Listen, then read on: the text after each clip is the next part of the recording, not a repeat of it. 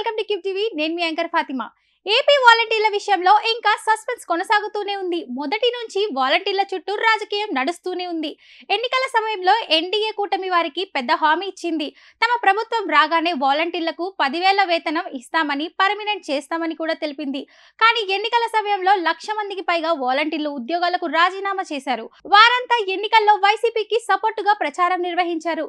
గ్రామాల్లో వాలంటీర్లు, ఓటర్లు ప్రభావితం చేసే అవకాశం ఉందని ఎన్డీఏ కూటమి అంచనా వేసింది. అయితే ఇప్పుడు ఎన్డీఏ కూటమి అధికారంలోకి రావడంతో ఎన్నికల సమయంలో ఇచ్చిన హామీని అమలు చేస్తుందా లేదా అనేది అందరికీ ఆసక్తికరంగా మారిపోయింది. అయితే తాజాగా ఎన్డీఏ ప్రభుత్వం కీలక నిర్ణయం తీసుకుంది. జూలై నెల పెన్షన్ పంపిణీకి వాలంటీర్లను దూరంగా ఉంచుతోంది. వాలంటీర్ల విషయంలో ఇంకా ఎలాంటి నిర్ణయం తీసుకోలేదని మంత్రి కొలుసు పార్థసారథి తెలిపారు. ఎందుకంటే తాము వాలంటీర్ల విషయంలో సమగ్రమైన చర్చలు జరుపుతున్నామని, త్వరలోనే నిర్ణయం వెల్లడిస్తామని ఆయన స్పష్టం చేశారు. ప్రభుత్వం మాత్రం ఎంతమంది వాలంటీర్లు రిజైన్ చేశారు, ఎందుకు చేశారు, ఇంకా ఎంతమంది ఉన్నారనే సమగ్ర నివేదిక రెడీ చేస్తుంది.